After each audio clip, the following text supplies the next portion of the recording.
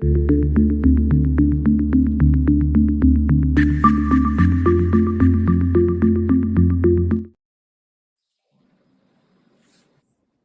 afternoon and welcome to BizTech's Asian Midday Market Watch, powered by Austral Asset Management.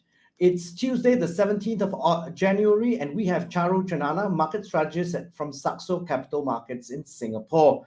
Charu, great to have you on the show. Hi, Brian. Good morning. Happy New Year to you.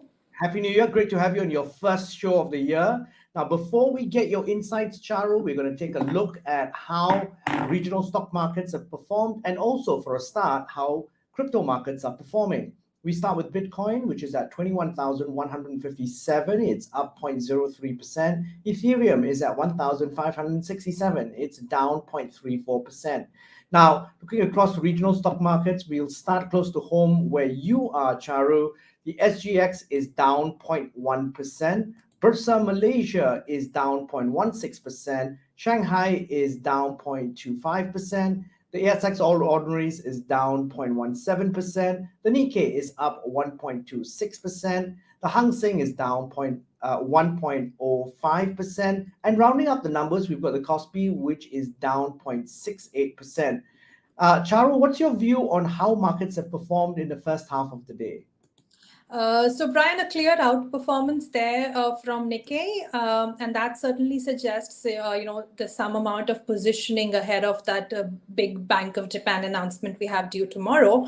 But overall, I think we see a lot of reds there, and that's potentially being driven by this China data dump that we had this morning in Asia. The Q4 GDP growth numbers and the activity data. So, although all of those numbers actually did appear to be better than expectations. China has rounded off 2022 with 3% growth. But of course, that is now kind of limiting expectations of how much more stimulus we can get from Chinese authorities here.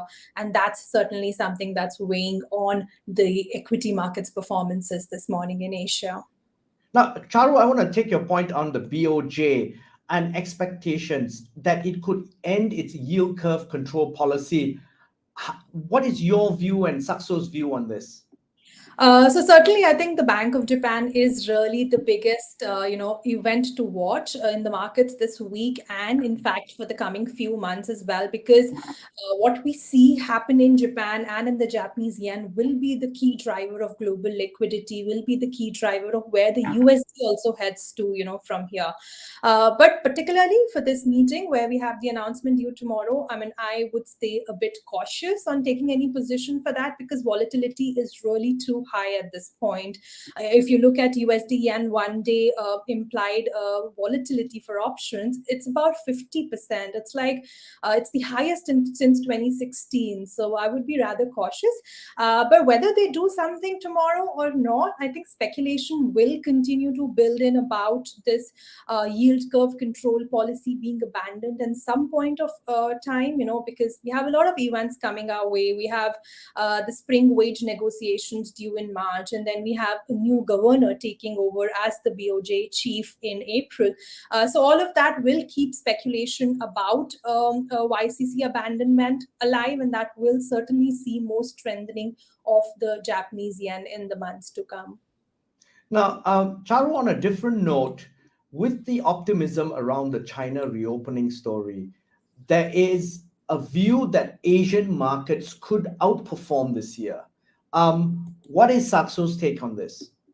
So absolutely. I would fully, be on board with that view. If you look at what happened in 2022, we were looking at US growth outpacing China's. We had high inflation. We had, central banks hiking rates. All of that was a little bit negative for emerging markets in general and for Asia as well. But still, I think we ended the year pretty strongly. We had some outperformers in the region, which did better than S&P and NASDAQ. And so overall, the region was doing much better. But 2023, things have completely reversed. We are now looking at a soft landing kind of scenario being the most possible economic reality, for this year.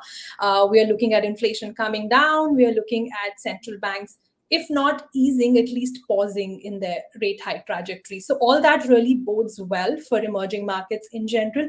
And we are coming from a point where the valuation is still at quite a significant discount to the US peers. So I think this year certainly looks like we could see some outperformance from emerging markets and from Asia in particular. Is there any particular markets that you like? Yeah, absolutely. I mean, if you look at the Asia region, I think we have some of the winners that we've probably, I think, discussed on this show with you earlier as well about, Vietnam, which is, a big winner from that China plus one strategy of supply chain diversifications. I think that is one story that's going to build further this year. Deglobalization is really the new trend that we are living in.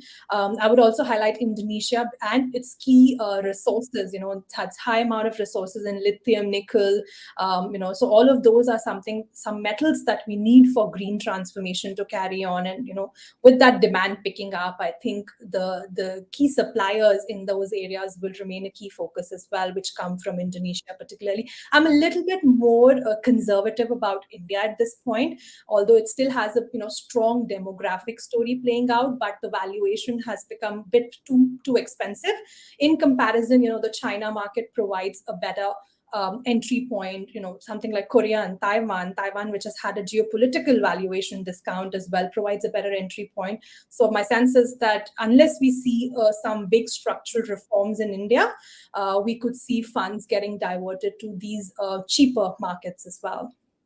Now, final question, and alluding to what you just said just now, we've had a run up in 2022 on commodities, everything from lithium to gold to copper. What's your take on that story? Is that run up done and dusted for 2023?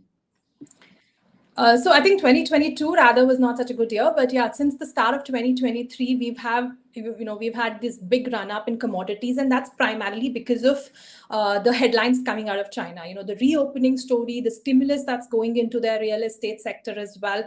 So all of that has led to copper really running much higher. Gold demand has picked up because yields have been falling, and because a lot of central banks have been buying gold as a move to shift away from US dollar being the reserve asset.